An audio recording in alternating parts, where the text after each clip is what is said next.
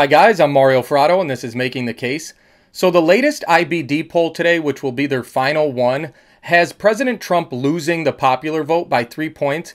Now it's important to note that this poll was the most accurate poll in 2016 when it came to predicting the winner of the election. They had President Trump winning the popular vote by 2, but again, that predicted that he would win the presidency. This IBD poll also has President Trump winning independents by 2 points.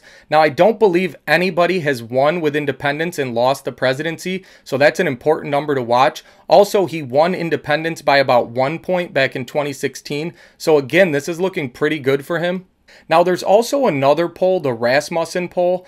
Back in 2016, they predicted that Hillary would win the popular vote by 1.7, and she actually ended up winning it by 2 points. So they were the most accurate when it came to predicting the popular vote. Today, Rasmussen has President Trump losing the popular vote by just 1 point.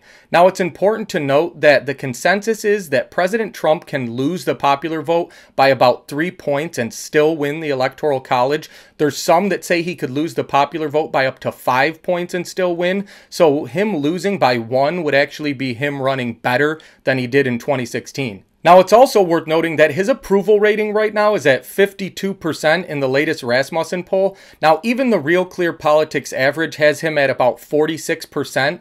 Now, most presidents run about 1 point better than their approval rating. So even taking the 46% number, that would put him at 47% of the popular vote, which is 1 point better than he ran in 2016. It's also important to note that no president has lost re-election if he had an approval rating above 40%. So President Trump looks pretty safe when it comes to that. George H.W. Bush had a final approval rating around 37% when he lost in 92, and Carter's was around 34%. So President Trump is doing much better than that. I personally believe that President Trump is running about 1 to 2 points better than he was in 2016.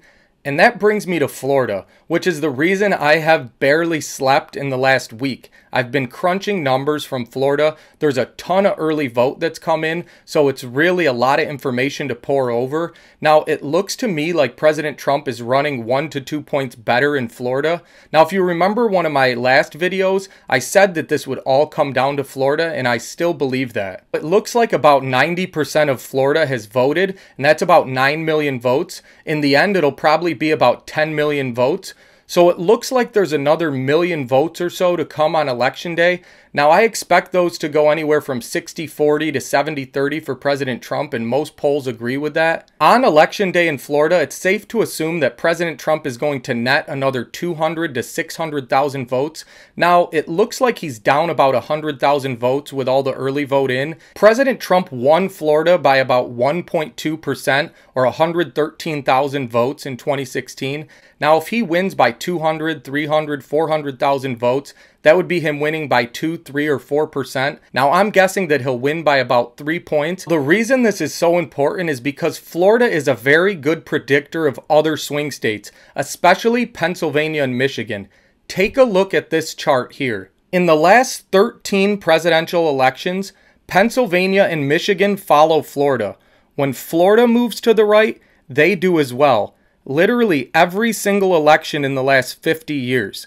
So if President Trump does better than his 1.2% margin here, like he had in 2016, it's safe to assume that he'll win Pennsylvania and Michigan as well. So like I said before, this entire election does come down to Florida. Some counties to watch on election night are Pinellas, Jefferson, Monroe, and St. Lucie. These 4 counties went for President Obama in 2012, but President Trump picked them up in 2016. So they should be pretty good indicators of how the night is going in Florida and really for the entire election. So my final prediction is that President Trump wins re-election and he loses the popular vote by a slimmer margin than he did in 2016. Let's say he loses by a point or less. Or if turnout's really high, he ends up winning the popular vote by maybe a point, maybe a little less. In the first scenario where he loses the popular vote, I think he gets all the states he got in 2016 and possibly loses Wisconsin.